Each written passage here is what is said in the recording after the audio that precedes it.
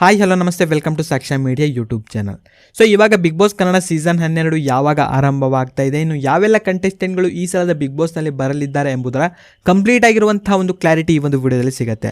So ವಿಡಿಯೋವನ್ನು ನೀವು skip ಮಾಡದಂತೆ ಪೂರ್ತಿಯಾಗಿ ನೋಡಿರಿ. ಚಾನಲ್ನ ಇನ್ನೂ ಕೂಡ ಸಬ್ಸ್ಕ್ರೈಬ್ ಮಾಡ್ಕೊಂಡಿಲ್ಲ ಅಂತಂದ್ರೆ ಇವಾಗಲೇ ಸಬ್ಸ್ಕ್ರೈಬ್ ಮಾಡ್ಕೊಳ್ಳೋ ಜೊತೆಗೆ ಈ ಒಂದು ವಿಡಿಯೋನ ನೀವು ಲೈಕ್ ಮಾಡಿರಿ, ಯಾಕಂತಂದ್ರೆ ನಿಮ್ಮಿಂದ ಒಂದು ಲೈಕನ್ನು ಎಕ್ಸ್ಪೆಕ್ಟ್ ಮಾಡ್ತಾ ಇರೋದು. ಸೊ ಬನ್ನಿ ವಿಡಿಯೋನ ಶುರು ಮಾಡುವ.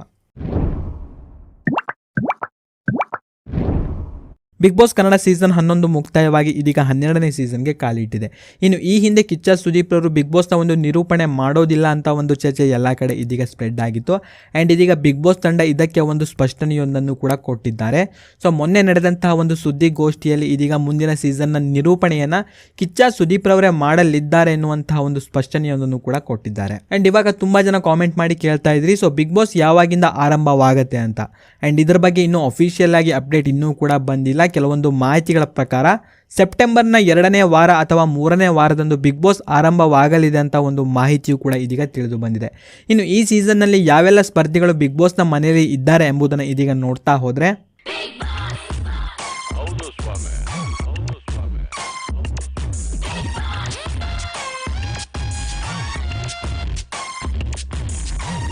ಮನೇಲಿ ದೊಡ್ಡ ದೊಡ್ಡ ಮಂದಿ ಅಡ್ಡ ಉದ್ದುದ್ದ ಮಲ್ಗವ್ರೆ, ಬದುಕವ್ರು ಅವರು ನೋಡೋರು ನೀವು ಊರೆಲ್ಲ ಕ್ಯಾಮ್ರಾ ಮಾಡ್ಗವ್ರೆ.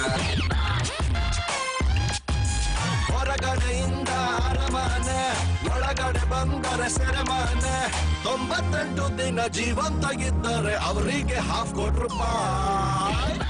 ಆ್ಯಂಡ್ ಇದಿಷ್ಟು ಕೆಲವೊಂದು ಸೋಷಿಯಲ್ ಮೀಡಿಯಾದಲ್ಲಿ ಇವಾಗ ಕೇಳಿ ಬರುತ್ತಿರುವಂಥ ಒಂದು ನ್ಯೂಸ್ ಆಗಿರುತ್ತೆ. ಸೊ ಇದು ಬಂದ್ಬಿಟ್ಟು ಕೇವಲ ಎಕ್ಸ್ಪೆಕ್ಟೆಡ್ ಕಂಟೆಸ್ಟೆಂಟ್ಗಳ ಒಂದು ಲಿಸ್ಟ್ ಆಗಿರುತ್ತೆ. ಎಕ್ಸ್ಪೆಕ್ಟೆಡ್ ಕಂಟೆಸ್ಟೆಂಟ್ಗಳ ಒಂದು ಲಿಸ್ಟ್ನಲ್ಲಿ ಸೊ ಈ ಎಲ್ಲ ಕಂಟೆಸ್ಟೆಂಟ್ಗಳು ಈ ಬಾರಿ ಬಿಗ್ ಬಾಸ್ನ ಮನೆಗೆ ಹೋಗ್ಬೋದು ಅಂತ ಹೇಳಲಾಗ್ತಾ ಇದೆ.